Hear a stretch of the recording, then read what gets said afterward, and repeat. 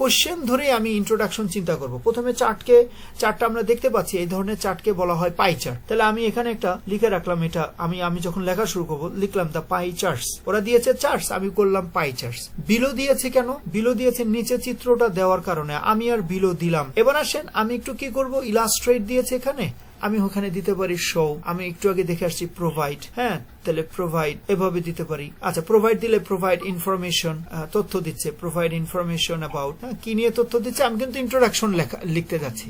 এখন আসেন চেঞ্জের কোন সিনোনিম আমাদের কি জানা আছে? দেখেন তো ডিফারেন্সেস কি বলা যায়। এরপরে দেখেন অফ আমেরিকান পিপলস, এখানে আমরা আমেরিকানকে আমরা যদি চাই আর কি, আমি লিখছি যে ইউএসএ বানানো সম্ভব, হ্যাঁ, দা ইউএসএ, আবার ইউএসএ দিলে দা ইউএসএ, এটা করা যেতে পারে। আমরা ব্রেনে রাখলাম কি কি চেঞ্জ করা যায়। এখানে অ্যাপোস্ট্রফি এস কে আমি চেঞ্জ করতে পারি, এখানে অ্যাপোস্ট্রফি এস কে চেঞ্জ করে অফ দিতে পারি। যদি অফ দেই, স্পেন্ডিং কথাটা অফের আগে আসবে, এই আমেরিকান পিপুলের কথাটা অফের পরে যাবে। তাহলে কথাটা আমি যদি লিখি তাহলে এরকম আসবে, দা স্পেন্ডিং অফ আমেরিকান পিপল। আচ্ছা, এবার আমি এইটাকেও যদি আমি একটু ঘুরিয়ে লিখতে যাই, the spending of the people, যদি এভাবে লিখতে যাই, ওই যে আমেরিকানকে চেঞ্জ করে পিপল লিভিং, যারা থাকে কোথায়, ইন দা ইউএসএ, একটু ঘুরিয়ে, এইটা প্যারাফ্রেজিং করছি আমি, মানে ওর কথাটাকে ঠিক রেখে আমি একটু চেঞ্জ করব। এইটা হলো কিছু গ্রামাটিক্যালি। এবার আসেন স্পেন্ডিংটাকে আমরাও কিন্তু চেঞ্জ করতে পারি। সেটাকে কি বলা যায় বলেন তো দেখি? স্পেন্ডিং শব্দের নাউন রূপ বলতে হবে। কস্ট লেখা যায় স্যার, বা এক্সপেন্স। হ্যাঁ, এক্সপেন্স, হ্যাঁ, দা এক্সপেন্স দেওয়া যায়। এক্সপেন্ডিচারও আমরা দিতে পারি, এক্সপেন্ডিচার অফ আমেরিকান পিপল দিতে পারি, অথবা of the people living in the USA, এভাবে। ওকে, এবার আসেন কি লেখা আছে, অন ডিফারেন্ট প্রোডাক্টস। এই ডিফারেন্টের জায়গায় আমরা দিতে পারি ভেরিয়াস, অন ভেরিয়াস প্রোডাক্টস। এখানে প্রোডাক্টস আমাদের চেঞ্জ করার দরকার নেই। এবার আসেন এই স্ট্রাকচারটা আমরা একটা চেঞ্জ করতে পারি, কয়েকভাবে চেঞ্জ করা যায়। বিটুইন কে আমরা সরিয়ে ফ্রম দিতে পারি, এন্ড কে সরিয়ে টু দিতে পারি। আরেকটা কাজ করা যায়, আরেকটা স্ট্রাকচার করা যায়, যেটা 96 থেকে 66 যদি আমরা বিয়োগ করি তাহলে কয় বছর হয় দেখেন তো? 30 বছর, রাইট? তাহলে এটাকেও এভাবে স্ট্রাকচারালি দেওয়া যায়, over the period of 30 years. এভাবে আমরা এই স্ট্রাকচার আনতে পারি। তাহলে কিভাবে বলতে পারি? ফ্রম 1966 টু 1996, এভাবে, অথবা over the period of 30 years, paraphrasing. তাহলে আমরা ইন্ট্রোডাকশনটা বুঝলাম। এবার আমরা ইন্ট্রোডাকশনটা তাহলে পুরোটা লিখি। পাই চার্ট, ইলাস্ট্রেট কে পরিবর্তন করে কি আনতে পারি? হ্যাঁ, শো। এবার এখানে দিতে পারি শো দ্য ইনফরমেশন, তারপর অ্যাবাউট দ্য ডিফারেন্সেস, হ্যাঁ, তারপর অফ, হ্যাঁ, এটাকে আগে নিয়ে আসলে অফ স্পেন্ডিং, কাদের স্পেন্ডিং? আমেরিকান পিপল কে কিভাবে দিতে পারি? Of the people, people of না দিয়ে people living, living in the USA, এভাবে দিতে পারি। এরপরে কি অন, ডিফারেন্ট কে চেঞ্জ করে কি দিতে পারি? অন ভেরিয়াস, হ্যাঁ, অন ভেরিয়াস প্রোডাক্টস। এরপরে আমরা এখানে প্যারাফ্রেজিং করলে, মানে চেঞ্জ করলে ফ্রম 1966 টু, তখন টু দিতে হবে, টু 1996। এই আমার হয়ে গেল ইন্ট্রোডাকশন লেখা। এখন আসেন প্রথম, এখানে দুইটা পাই চার্ট দেওয়া। তো প্রথমটা দেওয়া হলো, দেখেন একটু খেয়াল করেন, percentage of spending on different items in 1966। তাহলে এখানে সব পার্সেন্টেজ আকারে দেওয়া, কালার করে ফুড নিয়ে, বিভিন্ন প্রোডাক্ট নিয়ে কথা বলা হচ্ছে এখানে। তা প্রথমেই যেটা হলো যে আমাদের সাবজেক্ট চুজ করা, মানে আমি একটা সেন্টেন্স লিখতে গেলে তো সাবজেক্ট লাগে, সাবজেক্ট, তারপরে আমার ভার্ব, এটা চুজ করা। তার আগে আমি একটু দেখে নেই যে এখানে ফুড নিয়ে তথ্য দিয়েছে, এখানে 66 এ ফুড 44%। এবার আমরা একটু নিচে গিয়ে দেখি, আপনারা দেখতে পাচ্ছেন? ছোট করলে দেখতে পাচ্ছেন?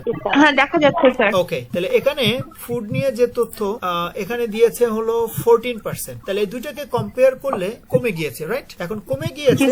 আবার এখানে আমরা যদি কারটাকে দেখি, কার হলো 23, আর এবার এখানে কি হয়েছে? বৃদ্ধি পেয়েছে, 45 বৃদ্ধি পেয়েছে। এখন আমার যে কাজটা করতে হবে, তাহলে তার মানে আমার এই ওয়ার্ড গুলো, বৃদ্ধি পাওয়ার ওয়ার্ড আমরা জানি ইনক্রিজ, এরকম কিছু ওয়ার্ড যেটা আমি শুরুতে এখানে, এই যে বৃদ্ধি পাওয়া, বেড়ে যাওয়ার কিছু ওয়ার্ডস, ইনক্রিজ, ইনক্রিজড। এখন প্রশ্ন হলো ইনক্রিজড পাস্ট ফর্মে আমি লিখলাম কেন? কারণ আমি যখন টাস্ক 1 লিখবো তখন বেশিরভাগ ক্ষেত্রেই অতীতের টাইমগুলো দেওয়া থাকে। এই অতীত টাইম দিকে সব পাস্ট ইনডিফিনিট টেন্স আমাকে এখানে ফলো করতে হয়। রাইজ, রোজ, রকেট, রকেটেড, রকেটেডটা খুব দ্রুত বেড়ে যায়। পিক, এইগুলো বেশি হলো খুব দ্রুত বেড়ে যাওয়ার ক্ষেত্রে ইউজ হয়। ওকে, পিক, পিকড, সার্চ, সার্চ, এগুলো আপনাদের একটু মুখস্থ রাখতে হবে। নাও কমে যাওয়ারও কিছু শব্দ, ফল, ফেল, ড্রপ, ড্রপড, ডিক্লাইন খুব দ্রুত মানে কমে যাওয়ার ক্ষেত্রে টাম্বল, প্লামেটেড এগুলো প্লাঞ্চড। আচ্ছা, আবার হঠাৎ কমে যাওয়া যেটা হলো এটা।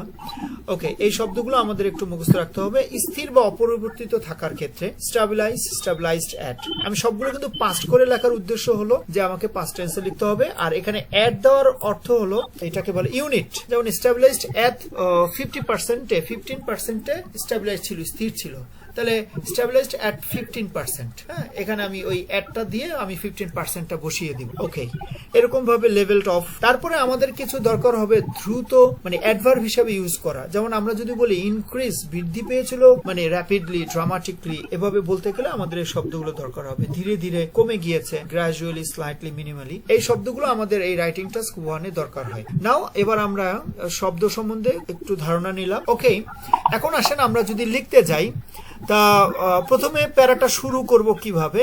শুরু করতে পারি এরকম একটা সিম্পল সেন্টেন্স দিয়ে শুরু করতে পারি যে ফ্রম দ্য পাই চার্ট, অথবা শুরুতে দিতে পারি it is clearly seen from the charts. এভাবে শুরু করতে পারি চার্টস দ্যাট। হ্যাঁ, চার্টস থেকে আমরা সুস্পষ্টভাবে দেখতে পাচ্ছি যে কি দেখা যাচ্ছে। এখন আসি, আমি প্রথমে তথ্যটা দিতে যাচ্ছি কি ফুড নিয়ে। তাহলে ফুডের কম্পারেটিভ আমরা দেখতে পাচ্ছি হলো 44%, আর এখানে হলো 14%। তার মানে এখানে কমে গিয়েছে, 96 এসে কমে গিয়েছে। তাহলে আমাদের এখানে সাবজেক্টটা পার্সেন্টেজ ধরে আমরা লিখতে পারি। সাবজেক্টটা দিতে পারি দ্য পার্সেন্টেজ অফ। কিসের পার্সেন্টেজ দিতে যাচ্ছি? ফুডের পার্সেন্টেজ। তাহলে দিতে পারি দ্য পার্সেন্টেজ অফ ফুড। হেডিংটা আমরা একটু দেখবো, লেখা আছে percentage of spending on different items in এত। Percentage of spending on different items in এত, এইটা ধরেও আমি সাবজেক্ট লিখতে পারি। আমি যেটা লিখলাম এটা ধরেও আমি একটু পরের বাক্যে যাচ্ছি। তাহলে দ্য পার্সেন্টেজ অফ ফুড, এখানে আমার স্পেন্ডিং শব্দটা আসবে, the percentage of spending on food দিয়ে আমি লিখতে যাচ্ছি। এখন আমরা কি হয়েছে, ফুডের এটা কি কমেছে, কমে গিয়েছে। তা কমে গিয়েছে, তাহলে আমরা শব্দটা কি দিতে পারি? ডিক্রিজ। তাহলে এই যে ডিক্রিজ শব্দটা আমরা দিব হলো, এখানে টেন্সটা আমরা ঠিক রাখবো ডিক্রিজড, কারণ সালটা অতীতের সাল, পাস্ট ইনডিফিনিট টেন্সে আসবে। তাহলে ডিক্রিজড। এখন এখানে খেয়াল করি কত থেকে কত, এখানে স্ট্রাকচারটা আমরা একটু দেখি। এখানে এই তথ্যগুলোকে প্রেজেন্ট করতে গেলে কয়েকভাবে প্রেজেন্ট করা যায়, যেটা একটু আগে আমরা দেখে আসছিলাম সালের ক্ষেত্রে। কিভাবে?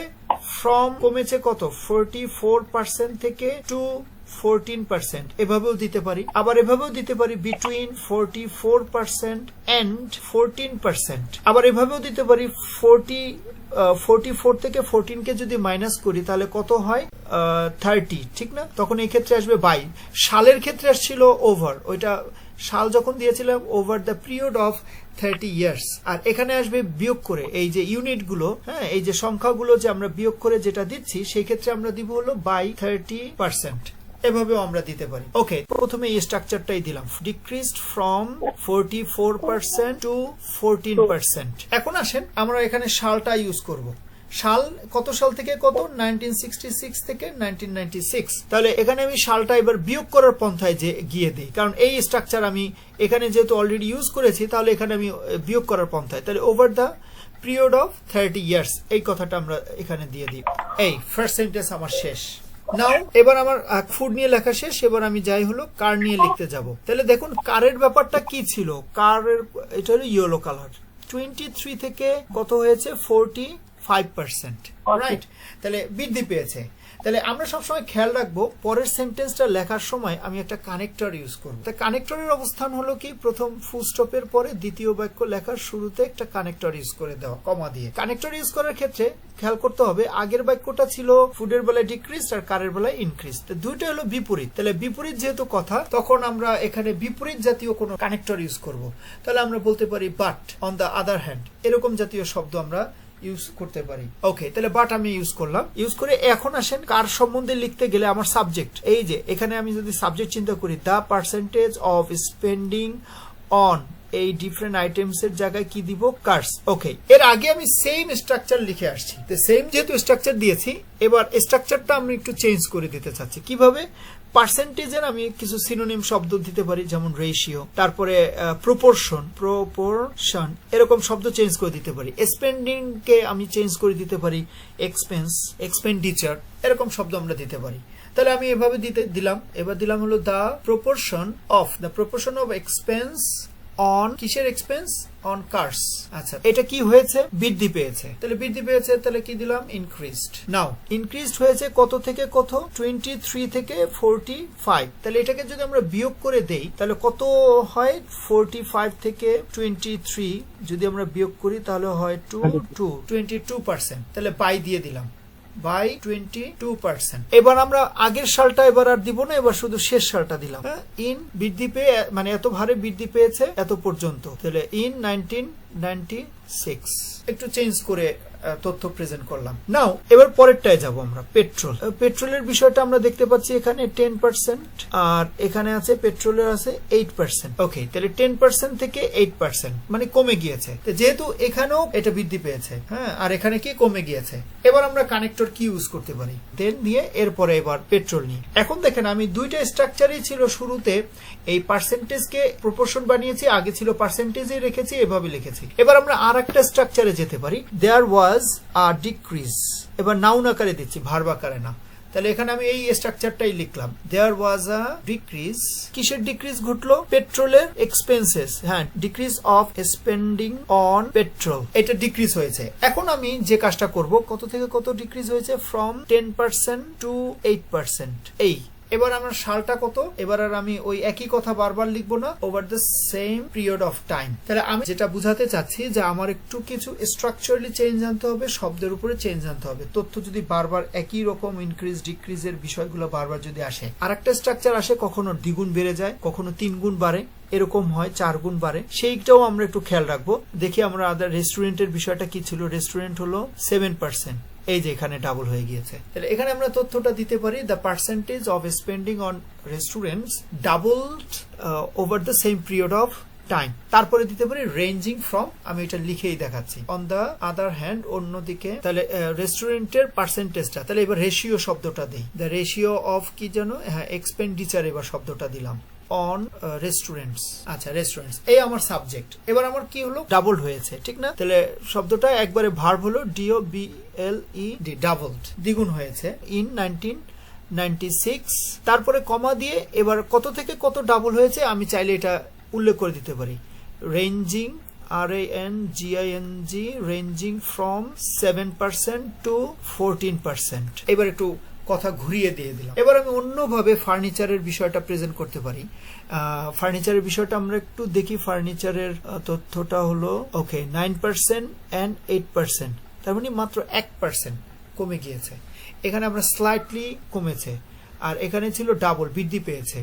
ওকে, যাই হোক, এখানে আমরা নেক্সট দিয়ে শব্দটা করি, নেক্সট। তারপরে এখন আমরা এই একটু স্ট্রাকচার চেঞ্জ আনার জন্য আমরা শুরুতে দিতে পারি, হ্যাঁ, ইন টার্মস অফ ফার্নিচার, ইট দিলাম হলো এই রেশিওর পরিবর্তন। ইট কি হয়ে গিয়েছে?